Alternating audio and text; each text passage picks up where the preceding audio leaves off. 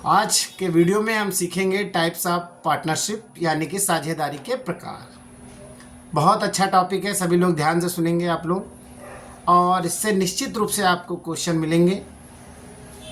तो पहला जो हमारा टाइप है पार्टनरशिप का, वो है पार्टनरशिप एट विल। इसे हम हिंदी में कहते हैं ऐच्छिक साझेदारी।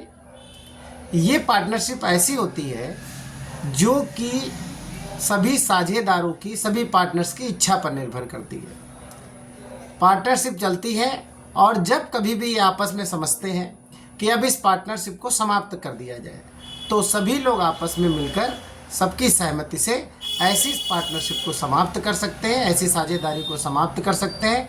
तो ऐसी पार्टनरशिप को हम बोलते हैं पार्टनरशिप एट विल यानी कि ऐच्छिक साझेदारी। दूसरा पार्टनरशिप है हमारा, पार्टनरशिप का जो टाइप है वो है विशेष साझेदारी यानी कि पार्टिकुलर पार्टनरशिप। ये पार्टनरशिप ऐसी पार्टनरशिप होती है, ऐसी साझेदारी होती है जो कि किसी विशेष उद्देश्य के लिए बनाई जाती है, किसी स्पेशल ऑब्जेक्टिव के लिए बनाई जाती है, और जब वो ऑब्जेक्ट पूरा हो जाता है, उद्देश्य पूरा हो जाता है, तो इस पार्टनरशिप को समाप्त कर दिया जाता है। तो ऐसी पार्टनरशिप को हम लोग बोलते हैं पार्टिकुलर पार्टनरशिप, विशेष साझेदारी। तीसरा नंबर की साझेदारी है वो है हमारी फिक्स्ड टर्म पार्टनरशिप यानी कि निश्चितकालीन साझेदारी। ये साझेदारी ऐसी साझेदारी होती है जो कि एक निश्चित समय के लिए बनाई जाती है, और वो जब समय पूरा हो जाता है तो इस पार्टनरशिप को समाप्त कर दिया जाता है। मान लीजिए जब पार्टनरशिप शुरू करी गई और बोला गया ये पार्टनरशिप हमारी 3 महीने के लिए रहेगी, और जैसे ही 3 महीने समाप्त होते हैं इस पार्टनरशिप को समाप्त कर दिया जाता है, तो ऐसी पार्टनरशिप कहलाएगी निश्चितकालीन साझेदारी यानी कि फिक्स्ड टर्म पार्टनरशिप। अगला नंबर है, चौथा नंबर है, वो है हमारी अनिश्चितकालीन साझेदारी यानी कि नॉन फिक्स्ड पार्टनरशिप। तो ध्यान रखिएगा, अगर आपने निश्चितकालीन समझ ली यानी फिक्स्ड टर्म, वैसे ही उसका जस्ट अपोजिट है। इसका कोई समय निश्चित नहीं होता है और ना ही इसका कोई उद्देश्य निश्चित होता है, किसी ऑब्जेक्ट के लिए बनाई जाती है। तो ये ध्यान रखिएगा, इस प्रकार की पार्टनरशिप को हम लोग बोलते हैं नॉन फिक्स्ड पार्टनरशिप यानी कि अनिश्चितकालीन साझेदारी। अगली जो साझेदारी है वो है हमारी लीगल पार्टनरशिप यानी कि वैध साझेदारी। जाहिर सी बात है, जैसे शब्द से पता चल रहा है, वैध साझेदारी यानी कि वैध होनी चाहिए।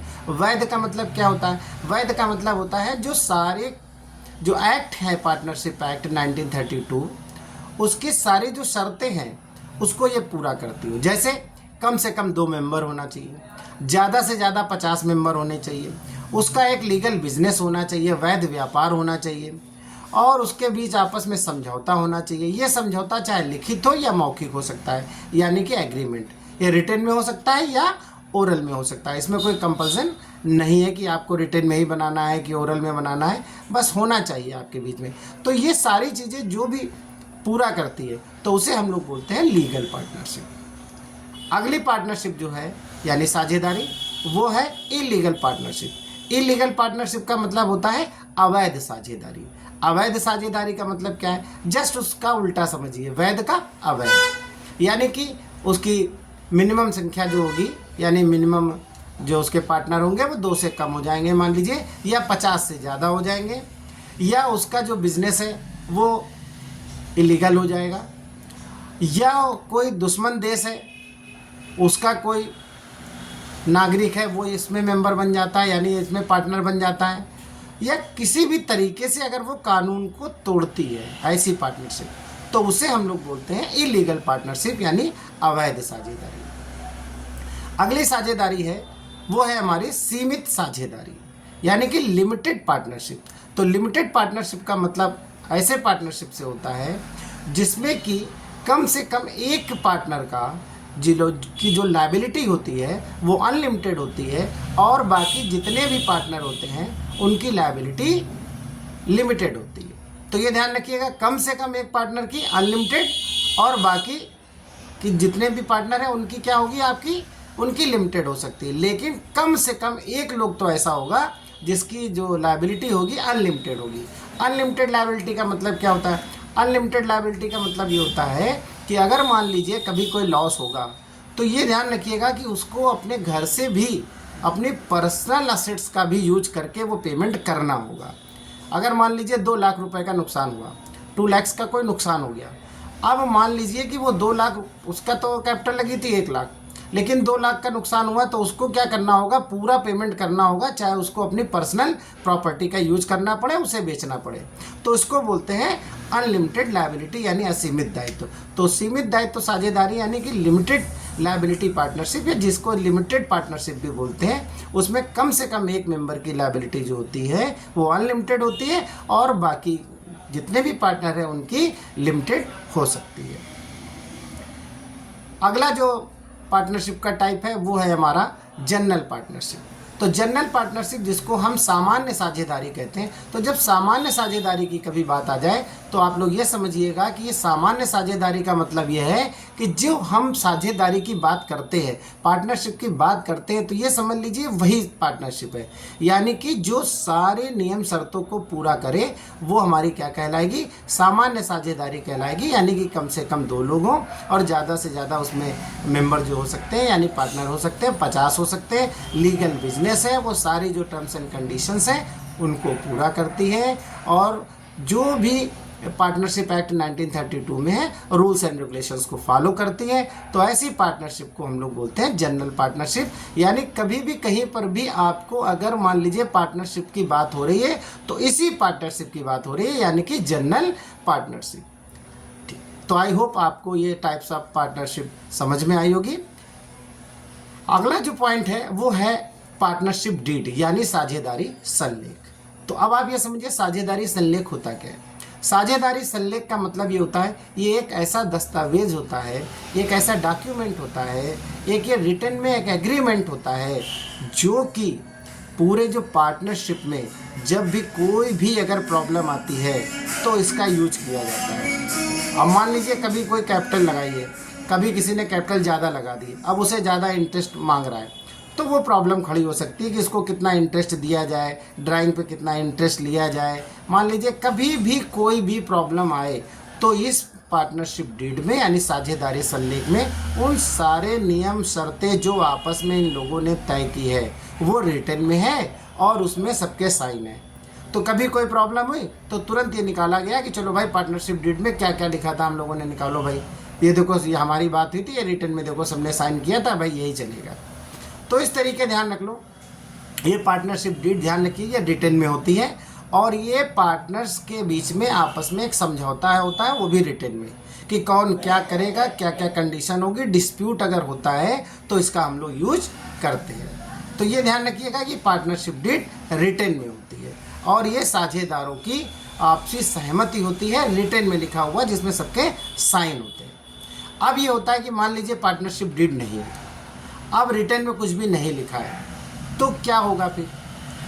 तो ये ध्यान रखिएगा उस कंडीशन में हम पार्टनरशिप एक्ट 1932 में जो भी इससे रिलेटेड प्रोविजंस होंगे, जो डिस्प्यूट आया है, हम उसको फॉलो करेंगे। आप समझ लीजिए क्या डिस्प्यूट आ सकता है भाई। तो ये ध्यान रखिएगा डिस्प्यूट ये आ सकता है कि भाई कैपिटल पे इंटरेस्ट दिया जाएगा तो कितना दिया जाएगा। तो ये मान लीजिए कि अगर आपने पार्टनरशिप डीड में इस तरीके का कुछ नहीं दिया है तो फिर ये ध्यान रखिएगा आपको इंटरेस्ट कैपिटल पे नहीं दिया जाएगा। अब मान लीजिए सैलरी की बात आ गई कि मुझे सैलरी चाहिए ये दो, अब आपने पार्टनरशिप डीड में कुछ नहीं लिखा था तो आपको सैलरी नहीं दी जाएगी, किसी पार्टनर को सैलरी नहीं दी जाएगी। अगर किसी पार्टनर ने मान लो ड्राइंग्स किया है यानी अपने व्यक्तिगत खर्चों के लिए पैसा उधार लिया है फर्म से, तो उसको उस ड्राइंग्स पर कोई इंटरेस्ट देना नहीं पड़ेगा। तो इस तरीके मान लो ये व्यवस्था की गई है कि अगर मान लीजिए पार्टनरशिप डीड में व्यवस्था नहीं है तो इस प्रकार जो पार्टनरशिप एक्ट है 1932 उसमें जो व्यवस्था दी गई है वो हम लोग उसका यूज करेंगे। अब मान लीजिए किसी पार्टनर ने लोन दिया है फर्म को, तो ये ध्यान रखिएगा आपस में अगर मान लीजिए किसी प्रकार का नहीं बात हुई है तो ये ध्यान रखिएगा उसको 6% का इंटरेस्ट दिया जाएगा उस पार्टनर को उस लोन पर जो कि उसने फर्म को दिया है।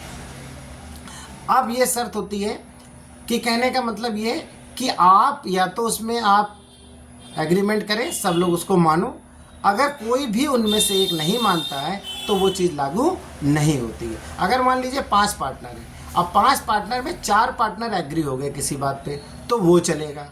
अगर एक ने भी मना कर दिया तो ये आप समझ लीजिए फिर पार्टनरशिप एक्ट 1932 के रूल लागू हो जाएंगे। ये सभी लोग आप ध्यान रखिएगा।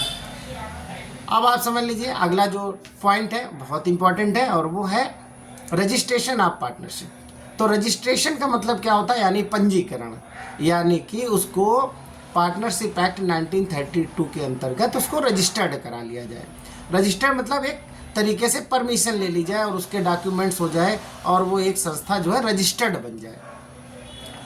तो ये ध्यान रखिएगा, ये पार्टनरशिप के बारे में जहाँ तक बात है तो ये आपका रजिस्ट्रेशन जो होता है पार्टनरशिप का वो वॉलंटरी होता है, कंपलसरी नहीं होता है। चाहे आप इसका रजिस्ट्रेशन कराओ या ना कराओ, आप पार्टनरशिप चला सकते हो। लेकिन ध्यान रखिएगा, अगर पार्टनरशिप में आपने रजिस्ट्रेशन करा लिया तो बहुत सारे प्रिविलेज मिलते हैं आपको, बहुत सारे विशेषाधिकार मिल जाते हैं। लेकिन अगर आपने पार्टनरशिप का रजिस्ट्रेशन नहीं कराया तो सबसे बड़ी प्रॉब्लम जो होती है वो ये होती है कि कोई भी पार्टनर किसी दूसरे पार्टनर पर कभी भी कोई मुकदमा नहीं दाखिल कर सकता है, यानी सूट फाइल नहीं कर सकता है। और कोई भी फर्म अपने पार्टनर पे कोई भी आप सूट फाइल नहीं कर सकती, मुकदमा दायर नहीं कर सकती उसके खिलाफ। और ये ध्यान रखिएगा, कोई भी पार्टनर ना फर्म पे ना फर्म पार्टनर पे, ना एक पार्टनर दूसरे पार्टनर पे, यानी कि ये इन लोगों को किसी प्रकार का राइट नहीं होता है कि आप सूट फाइल कर सको अगर आप रजिस्टर्ड नहीं हो। और ये ध्यान रखिएगा, लेकिन अगर आपने किसी प्रकार का कोई भी काम ऐसा किया है जो गड़बड़ कर दिया है तो ध्यान रखिए जो तीसरा पक्षकार है यानी कि थर्ड पार्टी, यानी ना तो पार्टनर्स और ना फर्म, बाकी बाहर का कोई भी क्रेडिटर्स है, कुछ भी है जिससे आपने किसी प्रकार का कोई ट्रांजैक्शन किया है तो वो आपके ऊपर सूट फाइल कर सकता है। उसके लिए ये कोई भी प्रतिबंध नहीं है कि रजिस्टर्ड है कि नहीं है। तो आई होप आप लोग को ये वीडियो समझ में आया होगा। बहुत ही इम्पॉर्टेंट टॉपिक है, फिर भी मैं लगातार कोशिश करूँगा कि और जो भी होगा ज़्यादा से ज़्यादा पॉइंट क्लियर करने की कोशिश करूँ, समझाऊँ। ओके, मिलते हैं एक नए वीडियो में। नमस्कार।